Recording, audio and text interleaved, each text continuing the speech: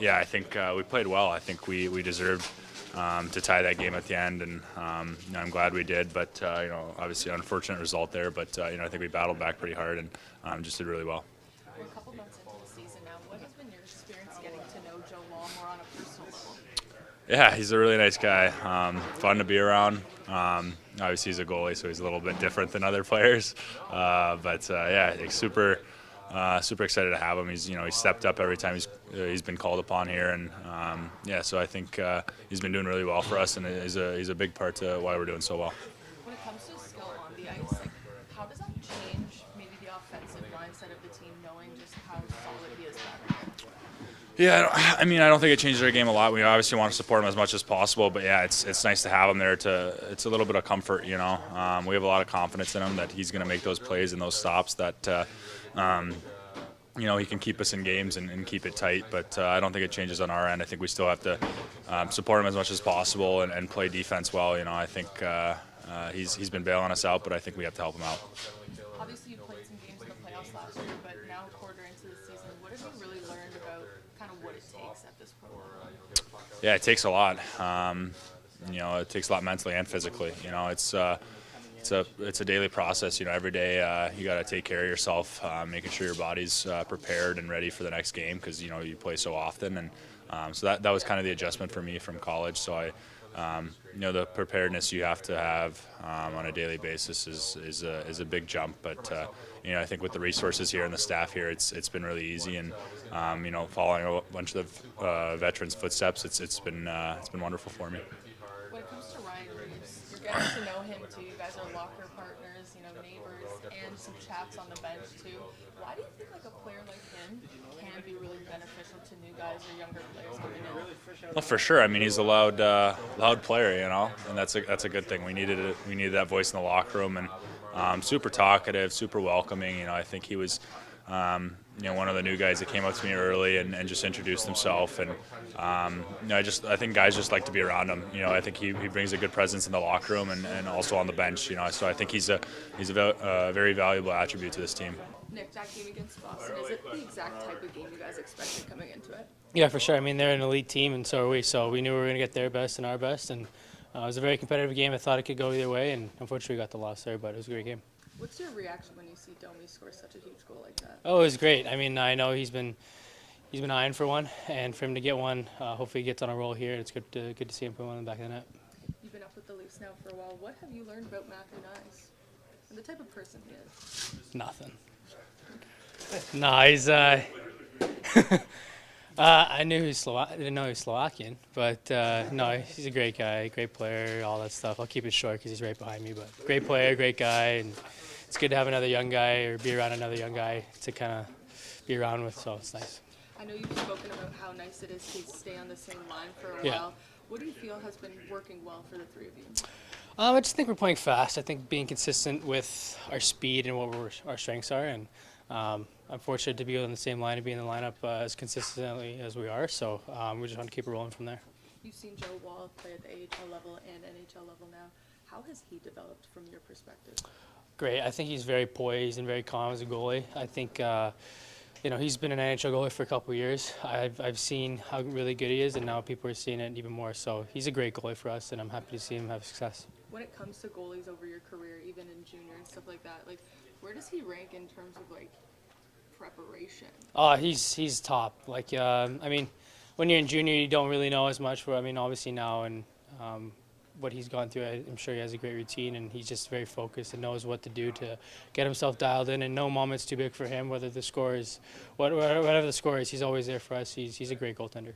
Are you about as comfortable in your role with this team as you have ever been at this point? Yeah, 100%. I know that I'm kind of slotted in there with Domes and Yarny, and I want to keep it that way and do my best to every day earn it, to be there with them and be consistent. So I'm comfortable with where my game's at and what the team needs out of me, and that's playing with my speed, using my shot when I need to, and just getting a lot of energy out of us. So and also a line that can produce too in the back end. So I'm very happy with it.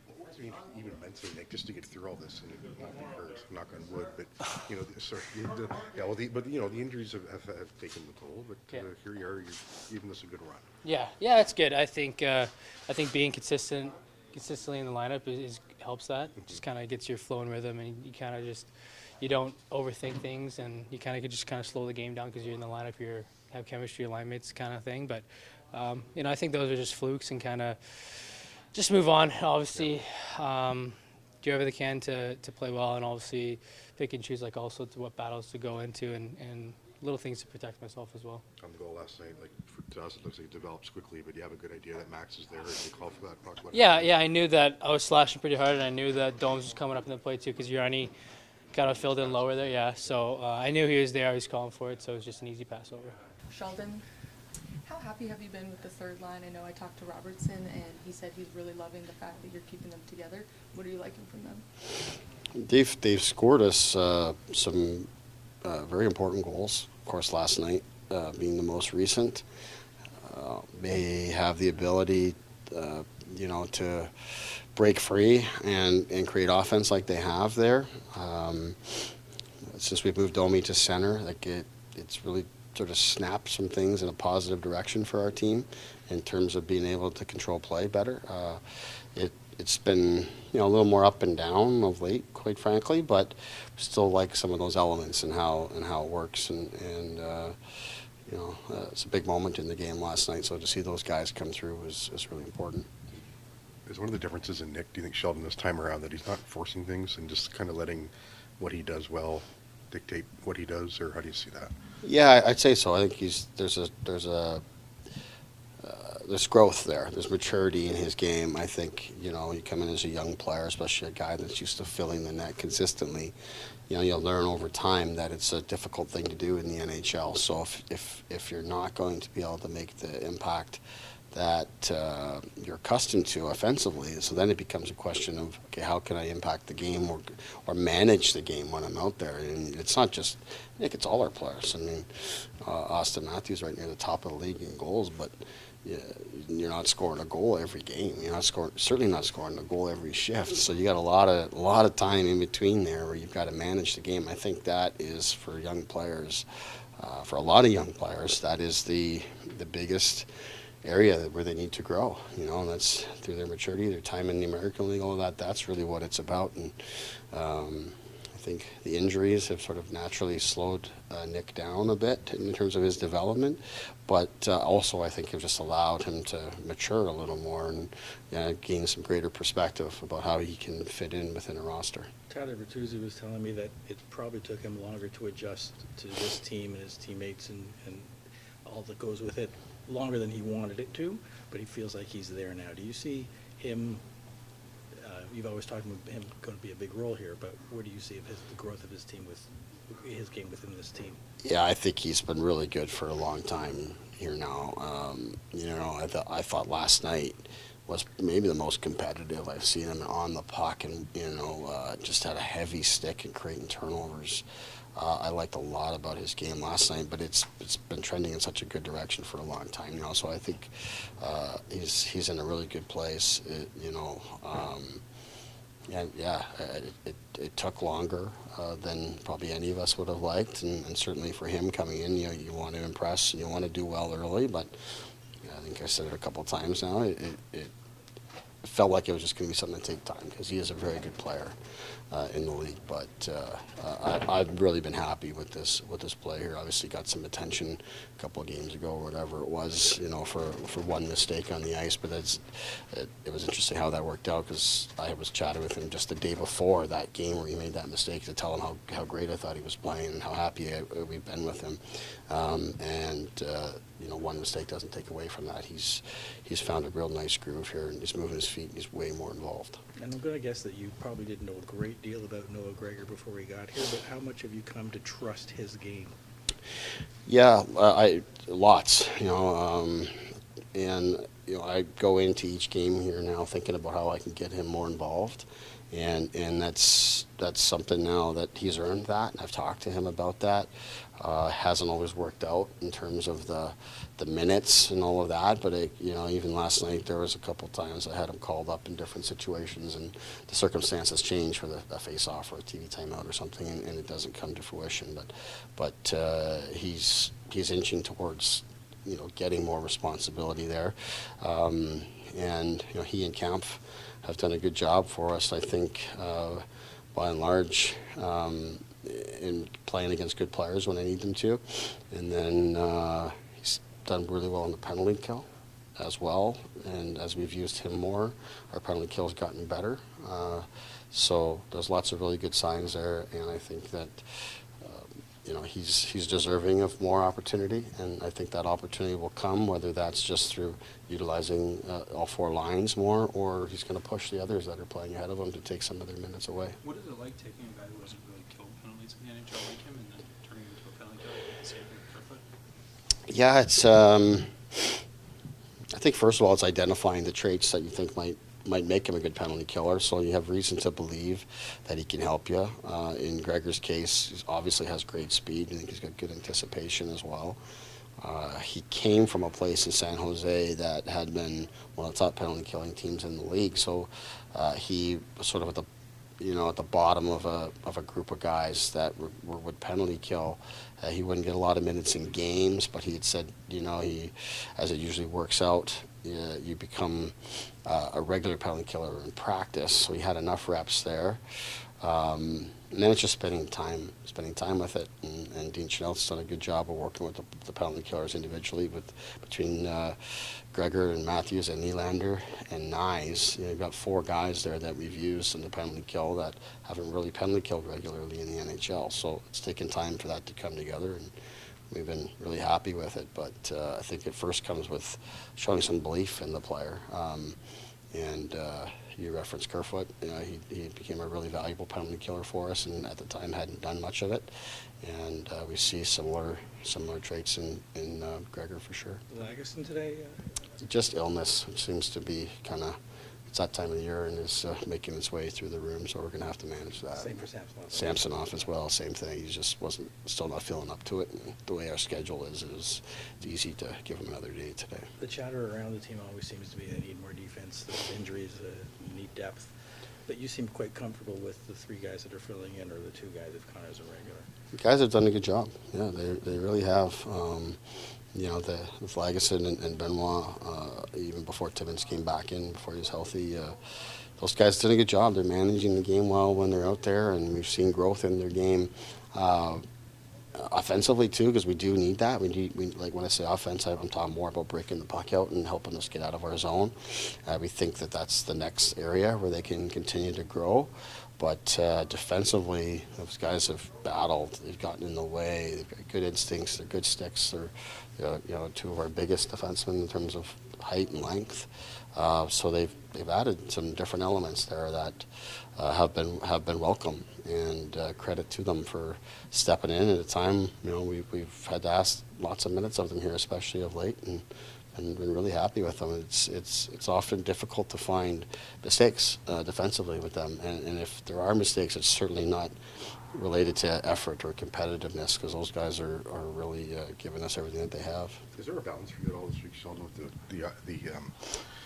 the difference in the schedule? You have 3 practice days and 4, and the guys are used to playing every other night. But so how does it affect the coaching staff? What you want to do? Yeah, it's rare. I don't know. Obviously the trip to Sweden was some unique circumstances that I've never experienced in the league. In and of itself, this is different. There's no travel related, and we're just here and waiting to get to Ottawa on Wednesday for a Thursday game. I don't know that I've ever had a stretch like this in the NHL. Maybe once or twice, I guess, but nothing really stands out. So we've got to manage it well, and we chose to get out and skate today and work at some things that we thought needed some attention, and then take tomorrow off, which helps break up the week a little bit. I do think that's important. I think there is something to be said where you can practice too much, where the players get a little bit fatigued in their own right with practices and meetings and such.